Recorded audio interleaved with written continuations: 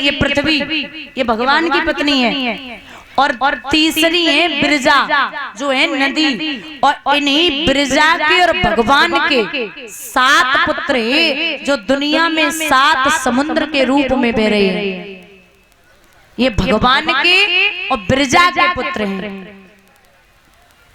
एक दिन बिरजा के साथ भगवान बैठे तो काऊ ने जाए कि राधा से कही है कि तू रोज कहती कि हमें भगवान बड़ो प्रेम करे, लेकिन आज देख ले बिरजा के साथ बैठे।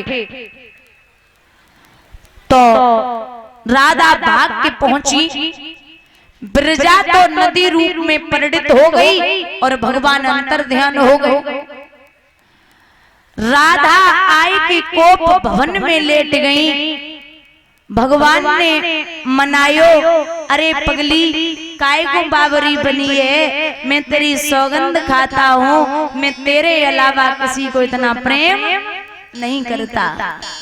बहुत मनायो, लेकिन राधा ने भगवान की एक बात नहीं मानी। कृष्ण और मनाते रहे तो भैया दामा पास में खड़ा था, उसने राधा को श्राप दे दिया कि तू भगवान की बात नहीं मान रही है, जा मैं तुझे श्राप देता हूँ कि तेरा और भगवान का बेटा 100 वर्षों तक नहीं होगा। 100 वर्षों तक बेटा नहीं होगा। तो राधा ने दामा को श्राप दिया था कि तू भी जा, तू भी 100 वर्षों तक राक्षसी योनि भोगेगा। और सुन, भगवान बोले अरे दामा श्राप तो अब अमिट नहीं हो सकता, लेकिन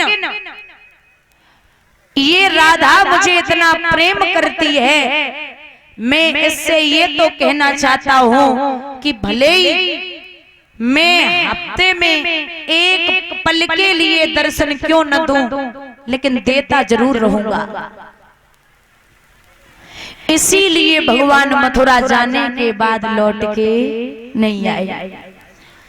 महाराज श्री सूत जी बोले सोनकादिक ऋषियों, राधा गाय दुहवे के लिए अपने घर में पहुंची तो सखियों ने जवाब दिया कि बहना आज ना तो कल तुम्हारे उनके फेरे हुई, हम नाच कूद के अलग हुई, तू उनकी वे तेरे हुई।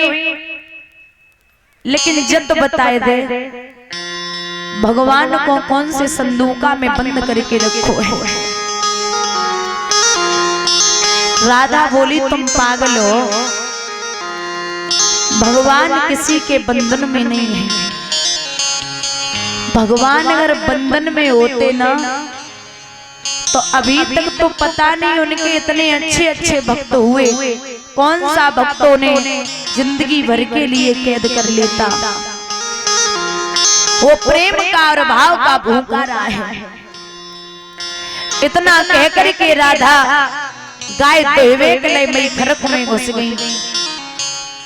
भगवान अंदर पहुंचे और मुस्कुराए के बोले राधा तेने ललिता के प्रश्नों का उत्तर बड़ा अच्छा दिया। जो मुस्कुराए तो भगवान की देख करके राधा ने विचार किया कि चाहे अब कुछ भी हो, अब चाहे कुछ भी हो, मैं कन्हैया के मुस्कुराते हुए चेहरे के बिना किसी और का चेहरा नहीं देखूंगी। इसलिए महाराज नेत्र बंद करके उसी खरक में लेट गए। काफी देर रह गई। महाराज जब राधा लौट के ना आई तो कीर्ति को खबर दी है बहना राधा नाय निकली। बड़े बड़े वैद्य ज्योतिषी हुए, लेकिन राधा को ठीक ना कर पायो।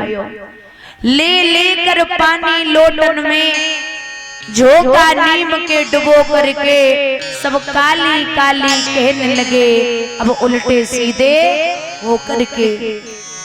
सूरज छिप जाए मेघ पाकर, चंद्रमा अमावस आने से, लेकिन ये प्रेमी नैन कभी छुप सकते नहीं छुपाने से।